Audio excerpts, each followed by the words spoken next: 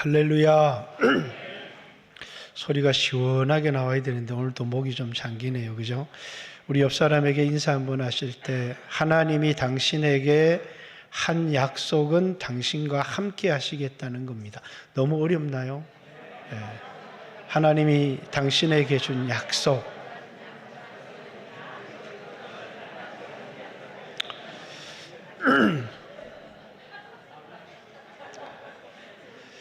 조금만 길면 잘 못 외우니까, 그죠? 예. 이게 여러분에게 주신 약속이라는 것을 믿으십니까? 하나님이 나와 함께 하신다. 하나님이 나를 사랑하신다. 이것이 그리스도인의 용기의 근원입니다.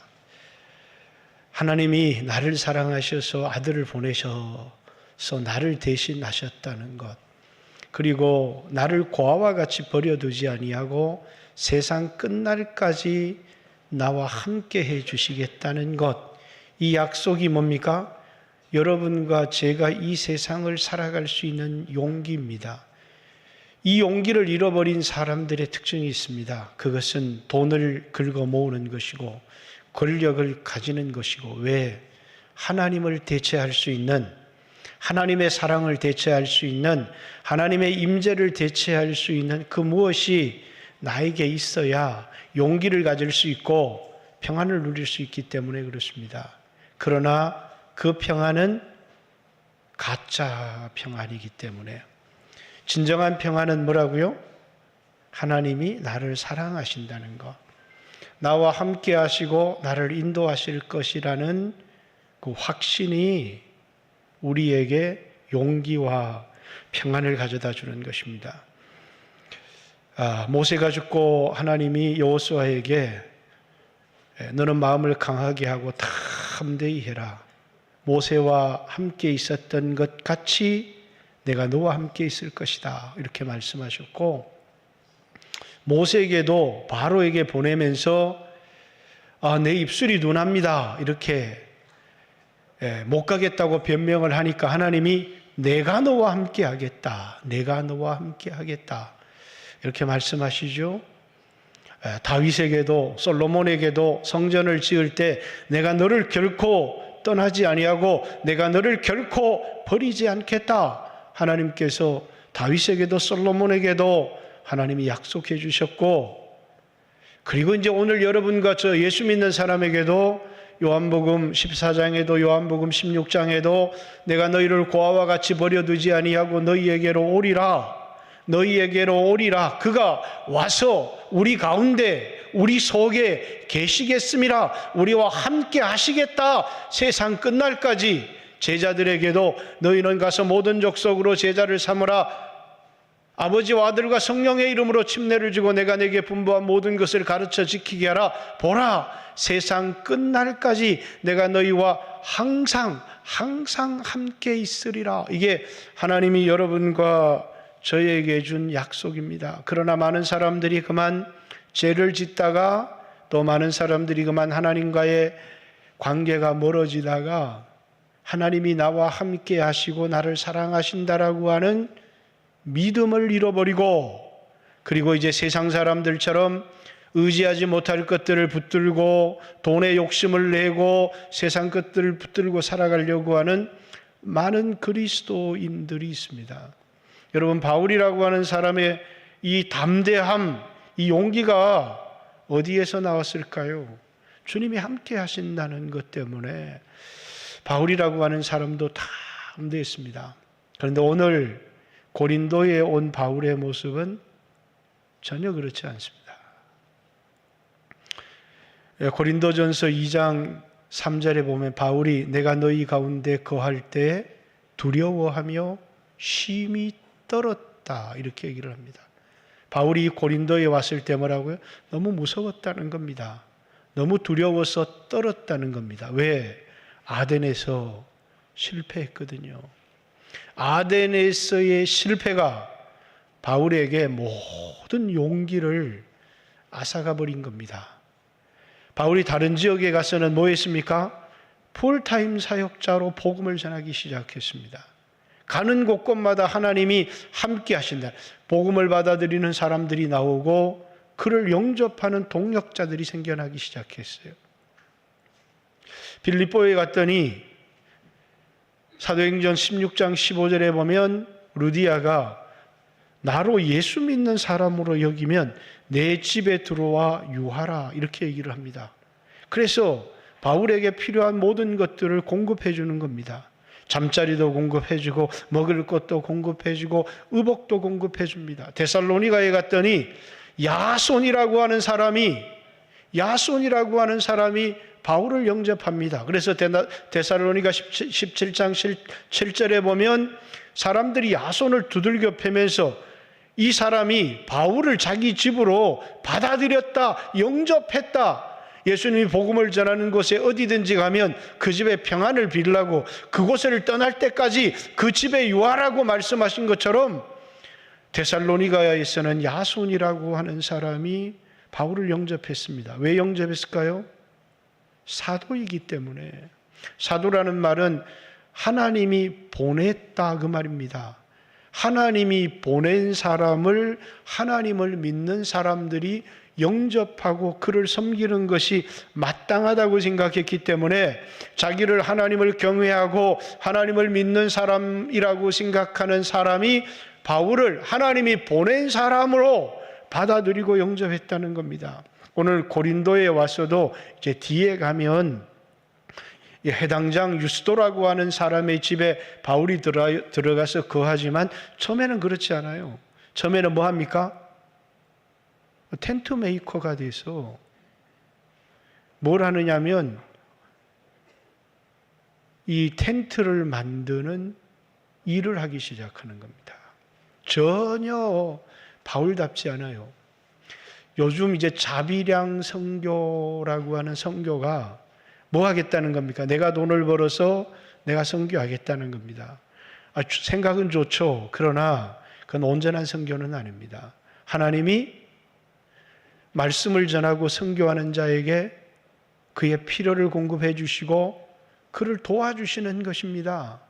오늘날 목회도 내가 돈을 벌어서 목회를 하겠다는 사람이 있고 선교도 내가 돈을 벌어서 선교하겠다 헌신하는 것은 좋지만 자기의 힘을 의지하고서는 결코 그것이 선교가 될 수가 없습니다.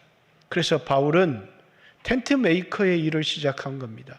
다른 모든 지역에서는 풀타임으로 사역을 했는데 고린도에 와서는 뭡니까? 텐트 메이커로서 이 일을 같이 하는 브리스길라와 아굴라라고 하는 이 브리스길라와 아굴라라고 하는 부분은 언제 예수를 믿었는지는 모르겠습니다. 그러나 AD 49년입니다. 정확하게 글라우디오 황제 때에 유대인들 추방령이 내려졌고 이 유대인 추방령 때문에 로마를 떠난 사람이 오늘 본문에 나오는 브리스길라와 아굴라가 남편이고 브리스길라가 아내입니다. 그래서 로마에서 추방되어서 고린도에 왔는데 업이 같음으로 이제 함께 브리스길라와 아굴라와 함께 텐트 만드는 일을 했다 이렇게 얘기를 합니다. 그래서 어떻게 예수를 믿게 되었는지 모르지만 이 부분은 바울을 돕는 사람이 되어져요. 자, 보니까 당신은 복음을 전하고 제가 돈을 벌었으면 좋겠습니다. 그래서 바울의 신실한 동역자가 되기 시작합니다. 로마서 16장에 보면 이 브리스길라와 아굴라 부부를 바울이 이렇게 소개합니다. 나의 동역자 브리스길라와 아굴라, 이 사람은 나를 위해서 자신의 목숨이라도 내어 놓았을 거다. 이방인 모든 교회가 이 두 사람에게 감사를 한다 이렇게 얘기를 합니다. 바울의 복음의 동역자가 되어진 사람이죠. 그러나 고린도에 있을 때 바울의 모습은 뭡니까? 너무나도 용기를 잃어버린 초라한 바울이었다는 겁니다.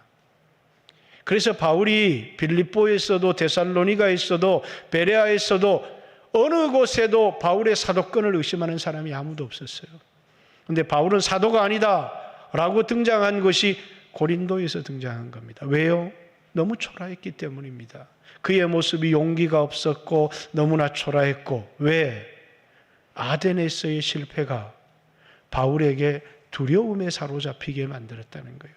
그러면서 아마 바울은 왜 아덴에서 실패했을까? 왜 하나님이 나와 함께하지 않았을까? 왜 복음 전하는 일에 승리하지 못했을까를 돌아보다가 잘못한 것 두 가지를 깨닫습니다. 하나는 뭡니까? 복음을 전한 게 아니고 철학을 전했다는 것. 전하는 방식도 성령을 의지해서 전한 것이 아니라 변론을 통해서 전했다는 것. 그래서 두 가지를 확실하게 고린도에 와서 결심을 합니다. 그게 뭡니까? 예수 그리스도와 그의 십자가 외에는 내가 알지 아니하기로 작정했다. 첫 번째 결심입니다. 그리고 이 복음을 전하는데 자기의 철학적 지식을 의지하거나 자기의 돈을 의지하거나 자기의 지식을 의지하는 것이 아니라 사람의 지혜, 그 철학이죠. 사람의 지혜로 하지 아니하고 아름다운 말로 하지 아니하고 오직 성령의 능력과 성령의 나타남으로 성령을 의지해서 하겠다고 결심을 한 겁니다. 여러분, 오늘 돈이 있다고 해서 주의 일을 하는 게 아니잖아요. 그죠? 돈만 있으면 선교할 수 있는 게 아닙니다. 오늘 우리에게 내가 전하고자 하는 복음이 분명해야 되고 그 복음을 전하는 방식이 내가 가진 지식이나 내 힘으로 사람의 말로 전하는 것이 아니라 오직 성령의 역사를 통해서 성령의 능력과 성령의 나타남을 통해서 복음을 전해야 된다는 겁니다. 그러면서 바울에게도 뭡니까? 이제 하나님이 자기와 함께 하신다라고 하는 하나님이 자기와 함께 하실 때 담대해질 수 있고 용기가 생기는 겁니다. 주님이 말씀하시는 겁니다. 바울에게 뭡니까? 오늘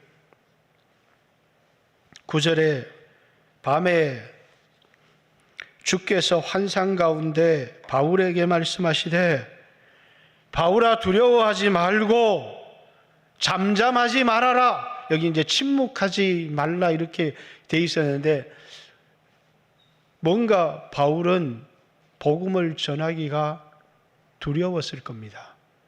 바울아 두려워하지 마라. 잠잠하지 마라. 담대히 복음을 외쳐라. 이렇게 하나님이 말씀하시는 겁니다. 그러면서 10절에 내가 너와 함께 있으니 내가 너와 함께 있으니 내가 너와 함께 있으니 이것이 뭡니까? 바울이 용기를 가지게 되는 근원입니다. 여러분, 이렇게 하나님이 일을 맡기신 사람에게만 함께 하시는 것은 아닙니다. 오늘 믿는 모든 그리스도인들에게 하나님이 나와 함께 하신다는 믿음은 여러분과 저의 믿음의 삶의 뿌리가 되고 근원이 됩니다. 다윗이 내가 사망의 음침한 골짜기를 지날 때에도 해를 두려워하지 아니할 것은 주께서 나와 함께 하시기 때문입니다. 자, 내가 해를 두려워하지 않는 사망의 음침한 골짜기라고 하는 건 뭡니까? 너무너무 두려운 상황, 앞이 보이지 않는 상황, 어떻게 될지 모르는 그런 상황 가운데서도 내가 두려워하지 않고 내가 흔들리지 않는 이유가 예수님이 나의 목자가 되셔서 오늘 내 삶을 인도하고 있다라고 하는 하나님이 나와 함께 하신다라고 하는 이 확신이 우리에게 평안을 가져다 주는 겁니다. 많은 예수 믿는 사람들이 하나님이 나와 함께 하신다라고 하는 것에서 누리는 평안은 잃어버렸고 나는 돈이 없어 불안하다. 나는 직장이 없어서 불안하다. 나는 병이 들어서 불안하다. 그죠? 그래서 오늘 그리스도인들이 이 병상 가운데 있다면 그 병상 가운데서 오늘 내가 실패한 이유들을 돌아보고 내가 헛된 것을 의지하고 잘못된 것을 의지하고 살지는 않았는지 내 자신을 돌아보면서 나와 함께 하시는 바울처럼 고린도의 실패를 돌아보면서 아덴에서의 실패를 돌아보면서 그는 자신이 실패했던 이유 하나님을 의지하지 않았기 때문이라는 것, 복음을 증거하지 않았기 때문이라는 것, 실패의 분명한 이유를 깨닫고 결심하는 겁니다. 오늘 여러분과 저의 삶 가운데서 실패가 있었다면, 넘어짐이 있었다면, 좌절과 낙심이 있었다면 돌아보는 것, 원인을 돌아보는 게 너무너무 중요합니다. 그 어려움 속에서 돈이 있어야 되겠구나. 아주 어리석은 사람들이 그렇게 생각합니다. 어려움을 당하고 보니까 돈이 필요하다는 걸 느끼거든요. 그러면서 예수를 믿어도 돈을 벌어야 되겠구나, 돈을 저축해야 되겠구나, 길을 잘못 들어선 겁니다. 얼마나 많은 그런 사람들이 어려움을 만나면서, 위기를 만나면서 돈이 있어야 되겠구나, 의지할 것이 있어야 되겠구나, 무엇인가 붙들 것이 있어야 되겠구나, 그런 모든 것을 잃어버리게 될 것입니다. 왜? 진단을 잘못했기 때문입니다. 오늘 내가 사망의 엄청난 골짜기를 걸어가는 것, 죽음의 위기 속에 있는 것, 때때로 실패와 좌절을 한 이유가 뭐라고요? 바울처럼 내가 복음에 집중하지 않았기 때문이라는 것, 내가 이 복음을 성령의 능력과 나타남으로 전하지 않았기 때문에 아덴에서의 교회를 세우는 일을 실패했구나, 정확한 진단을 가지고 그는 이 고린도에 와서 내가 너희 가운데 거할 때 두려워하며 심히 떨면서 두 가지 작정을 했다 그러잖아요. 예수 그리스도와 그의 십자가 외에는 전하지 않기로 작정했다.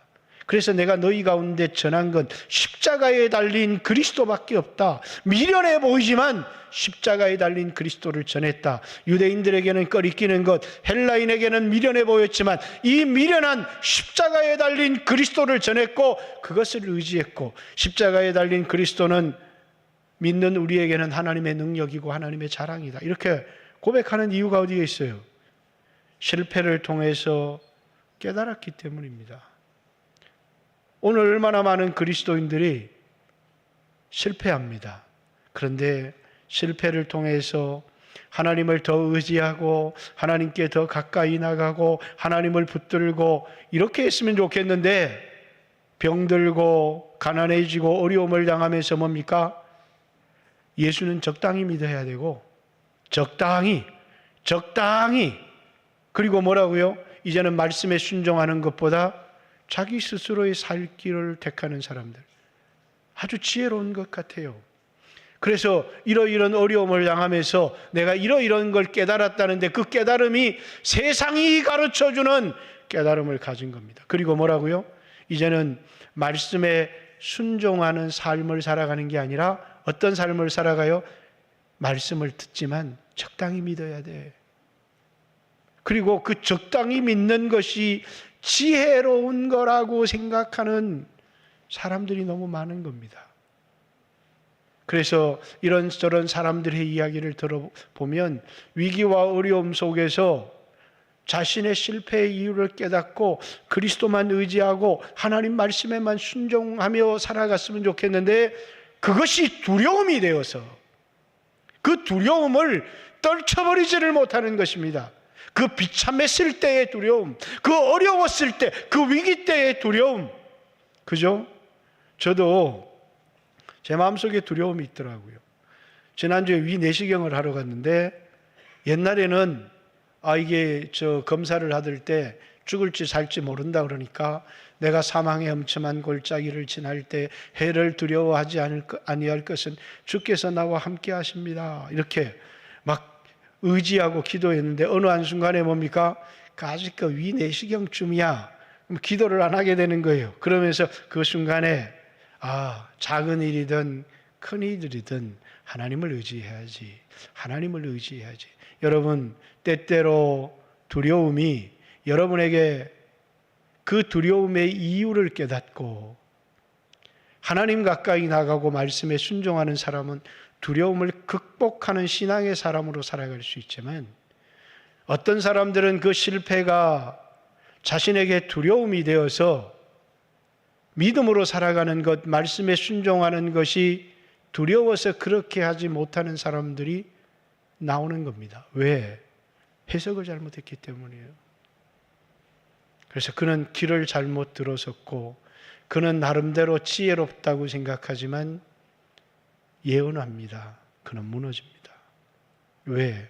그것이 하나님이 가르쳐준 길이 아니기 때문에 그렇다는 것을. 바울은 실패를, 이유를 뭐라고요?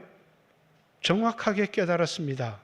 그리고 두려움의 노예가 되어져서 두려움의 노예가 되어져서 처음에는 두려워하며 자기 스스로의 방법으로 자신의 먹을 것, 살 것을 찾으려고 했지만 그러나 그의 마음속에 두려움과 실패의 이유를 깨닫고 작정한 이후에 담대히 힘을 얻어서 말씀에 붙들려서 말씀을 증거하기 시작했고 그는 뭐라고요?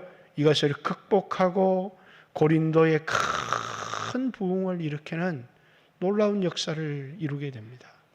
이런 과정 속에 하나님께서 내가 너와 함께 한다는 건 말씀으로만 할 뿐만 아니라 귀한 동역자를 보내주신다는 거예요. 귀한 동역자. 바울이 빌립보에 있을 때는 루디아라고 하는 동역자, 그를 물질로 돕고 그의 기도로 돕고, 데살로니가에 있을 때는 야손이라고 하는 동역자, 그리고 오늘 7절에 보면 거기서 옮겨 하나님을 경외하는 디도 유스도라 하는 사람의 집에 들어가니 그 집은 회당 옆이라. 여러분이 잘 알듯이 유대인들은 회당 옆에 있는 집이 뭡니까? 제일 부잣집입니다. 왜? 안식일 날 먼 거리를 걸을 수 없기 때문에 회당 가까운 데서부터 집값이 형성이 되게 돼 있어요. 그래서 회당 옆에 있는 집이 제일 부잣집입니다. 이 디도 유스도라고 하는 사람이 또 바울을 영접해서 고린도의 사역을 돕고 그를 후원하기 시작하는 겁니다. 그리고 무엇보다도 만난 귀한 동역자가 있어요. 그게 누구라고요? 브리스길라와 아굴라라고 하는 부부입니다. 이 부부는 이제 바울이 이 고린도 사역을 끝나고 에베소로 가는데 이미 에베소에 가 있습니다. 그래서 바울이 에베소 사역을 이제 잠시 머물렀다 3차 전도 여행 때 다시 오지만 거기 갔더니 아볼로라고 하는 탁월한 설교자가 있는데 이 사람은 브리스길라와 아굴라 부부는 설교자가 아닙니다. 그런데 그의 설교를 가만 듣고 있자니 성경 강해를 너무 잘하는데 뭔가 한 가지 빠졌어요. 그죠? 빵은 빵인데 안고가 없어요.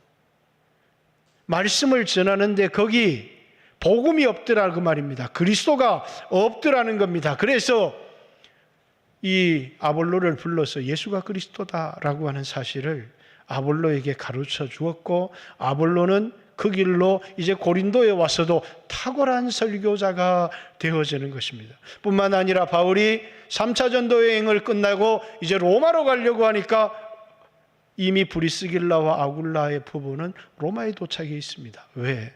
바울의 선교를 돕기 위해서.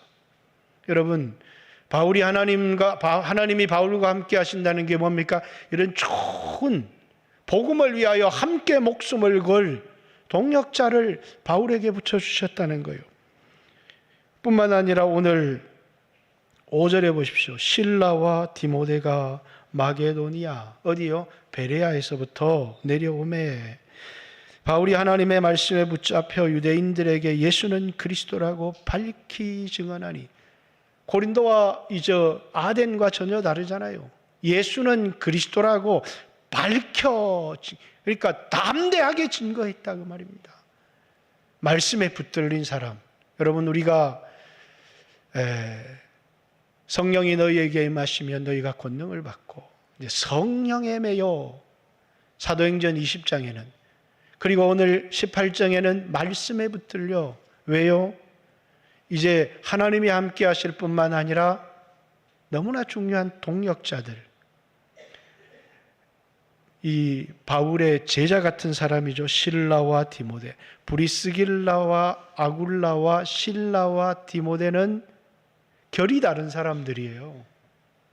어떤 결이 다르냐? 브리스길라와 아굴라는 평신도로서 바울이 풀타임으로 사역할 수 있도록 물질로 후원하고 그의 옷을 빨아주고 그의 음식을 데워주면서 바울이 사역할 수 있었던 모든 편리를 제공한 사람이 브리스길라와 아굴라의 부부라면, 실라와 디모데는 뭡니까? 바울의 제자, 바울을 이어서 복음을 전해야 될 제자입니다.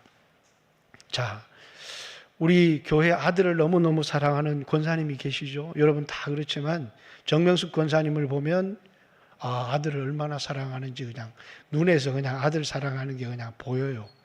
너무너무 약하잖아요. 그런데 뭐라고요? 아들이 있으면 누가 아들을 해치려고 하면 이리가 오는 것을 보고 달아나는 사람은 누구예요? 싹군이에요. 선한 목자는 이리가 오는 것을 보면 살아야 되겠다 도망을 가는 게 아니라 맞서 싸우다가 죽어요. 왜? 지켜야 될 양떼가 있기 때문이죠. 싹군과 선한 목자의 차이는, 싹군은 자기가 위협을 느끼면 도망을 가요. 선한 목자는 지켜야 될 양떼가 있기 때문에 양떼를 지키기 위하여 목숨을 걸고 싸워요. 여자는 약하지만 어머니는 강해요. 왜? 지켜야 될 아들이 있기 때문에 그런 거잖아요. 도망을 가지 않아요. 약하지만 목숨을 버리며 싸우죠. 왜? 목자이기 때문이에요. 오늘 바울의 모습을 보십시오. 용기를 잃었던 바울입니다. 디모데가 신라가 왔어요. 이런 모습을 영적인 자녀에게 보일 수가 없어요. 그리고 이제 힘을 얻어서 담대히 말씀을 전하기 시작합니다. 그죠? 많은 아버지들이요, 많은 어머니들이 자신의 신앙의 연약한 모습을 누가 제일 많이 보이느냐? 자식에게 제일 많이 보여요. 그러니까 자녀들이 아빠 왜 그렇게 신앙생활을 하냐고 이렇게 물으면 변명을 합니다. 이건 원래 이렇게 하는 거야. 이게 잘하는 거야. 그러면 그건 자기 자식을 망치는 겁니다. 뭐라고 얘기해? 아빠가 연약해서 실패하지만 이렇게 하면 안 되는 거야. 그러면서 아빠를 위해서 기도해 달라고. 이렇게 하고 이것이 잘못된 것이다. 이것이 올바른 신앙이 아니다. 이렇게 얘기를 해야 되는데 그만 자녀에게 아빠가 잘못하는 게 아니라 이렇게 하는 거야. 이렇게 얘기하면 이제 자녀들은 배웁니다. 나도 이제 어른이 되어서 그런 상황이 오면 아버지가 보여줬던 모습을 그대로 어리석은 목자, 자신의 자녀의 신앙을 망치는 아버지, 어머니의 모습이에요. 네, 오늘 바울은 스승이면서 영적인 아버지, 이제 나약한 목자의 모습을 보일 수가 없어요. 그래서 뭡니까? 힘을 얻는 겁니다. 브리스길라와 아굴라 돕는 자를 통해서 또 자신의 영적인 자녀들 앞에서 말씀에 붙들려서 예수는 그리스도라고 담대히 하나님의 말씀을 전하기 시작했고, 하나님도 바울 곁에 서서 말씀하시는 겁니다. 내가 너와 함께 있다. 두려워하지 마라. 잠잠하지 말고 외쳐라. 이 성에 내 백성이 많다. 18개월, 1년 반을 이 고린도에서 바울은 사역했고 수없는 사람들을 구원했다고 오늘 성경이 우리에게 증언하고 있습니다. 오늘 여러분과 저도 잘못된 용기, 실패와 두려움 속에서 잘못된 용기를 가지고 헛된 것을 붙들고 살아가고 있지는 않은지, 모두가 실패할 수는 있습니다. 그러나 실패를 온전히 진단해야 되고 하나님만 의지하는, 복음만 신뢰하는, 나와 함께 하시는 하나님이 나에게 힘이 되어줘야 되는데 그만 그것을 잃어버린 사람들이 있어요. 뿐만 아니라 우리의 인생에 하나님이 붙여주시는 선한 동력자, 좋은 동력자들 있잖아요. 브리스길라와 아굴라, 야손, 그리고 루디아, 바울의 인생에 붙여졌던 너무나 하나님이 나와 함께 하신다는 증거일 뿐만 아니라 그들을 통해서 힘을 얻고 용기를 얻고 함께 올바른 방향으로 이래도 돼 라고 하는 변명과 잘못된 방식으로 이끌어가는 것이 아니라 그들에게 올바른 목자의 모습, 그들을 통해서 용기를 얻고 힘을 얻고 말씀에 붙들려서 예수는 그리스도라고 담대히 전했던 이 바울에게서 그와 같은 제자들이 일어나는 것 아니겠습니까? 근데 오늘 우리의 모습은 바울과 같으냐라는 거예요. 그만 실패했을 때 그것이 두려움이 돼서 다른 것을 의지하는 사람도 있고, 내가 오늘 잘못하고 있으면서도 자녀들에게, 다른 동력자들에게, 수없이 지켜보는 성도들에게 실패하고 있는 내 모습을 변명하고 합리화시키고, 이것은 우리 모두가 망하는 길로 가는 것이다 라는 것입니다. 바울은 다시 아덴에서의 실패를 통해서 하나님과의 관계를 회복했습니다. 그는 성령님과의 깊은 그런 교제를 통해서 주님으로부터 오는 용기, 그죠? 오늘 우리 모두에게 필요한 것입니다.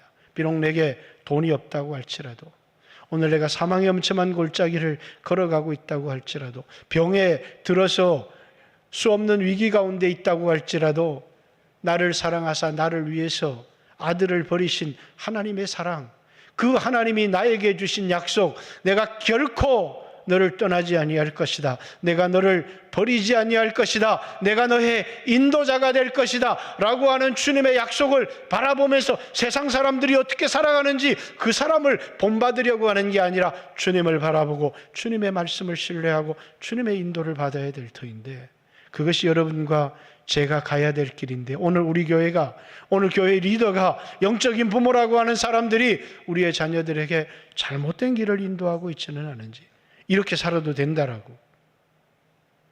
저도 실패하고 여러분도 실패하고 넘어지고 있지만 우리의 자녀들에게 올바른 믿음의 길을 가르치고 주께로부터 힘을 얻고 주께로부터 용기를 얻는, 그냥 세상 것을 가질 수 있지만 그것이 복음을 위하여 쓰여질 수 있는 소중한 것이지만, 우리가 돈으로부터 자신감을 얻는다면, 우리가 세상 사람들처럼 학벌과 세상에 가진 것으로 용기와 자신감을 얻고 있다면, 그저 우리의 신앙이 그런 것을 얻기 위하여 기도하고 있다면 우린 잘못된 길에 서 있다는 것. 우리가 의지할 것은 오직 예수 그리스도, 그분이 나를 위해서 자신의 몸을 버리신 것과 그분이 우리에게 주신 약속, 내가 너와 함께 할 거다, 떠나지 아니할 거다, 결코 버리지 아니할 거다. 오늘 여러분이 죄악에 넘어지고 실패해도 주님은 여러분을 돌이키기를 원하시지 버리시지 않는다는 것.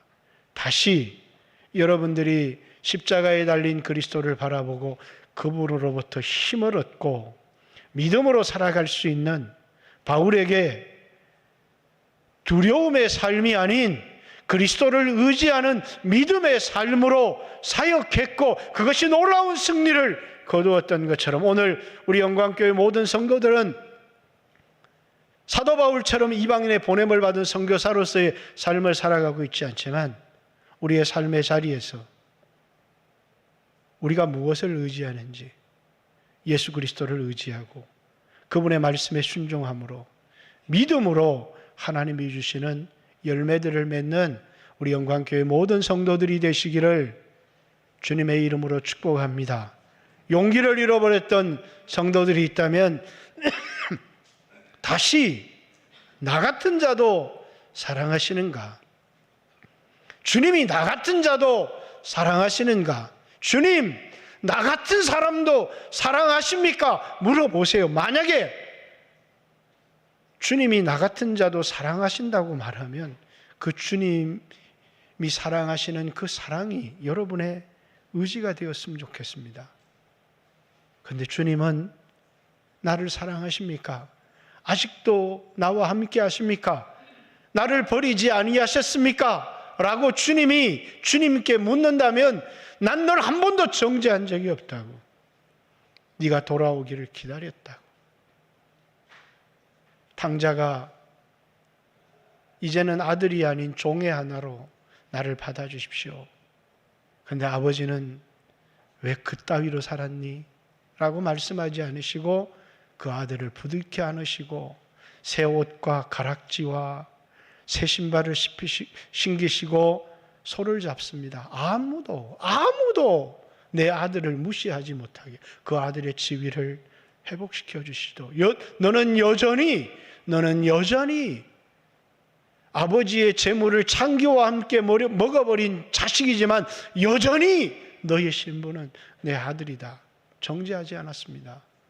형은 정죄했지만 정죄하는 형의 이야기는 우리로 용기를 잃어버리게 만들지만 받아주시는, 부둥켜 안아주시는 아버지는 오늘 우리로 용기를 얻게 하고 새로운 믿음의 삶을 살아가는 도전을 준다는 사실을 기억하고 오늘도 여러분을 받아주시는, 그리고 여러분을 사랑하시는, 함께 하시겠다고 약속하신 그 하나님이 여러분에게 힘과 용기가 되어서 삶의 자리에서 믿음으로 적당히가 아닌 말씀에 순종할 용기를 얻는 영광교회 모든 성도들이 되시기를 주님의 이름으로 축복합니다.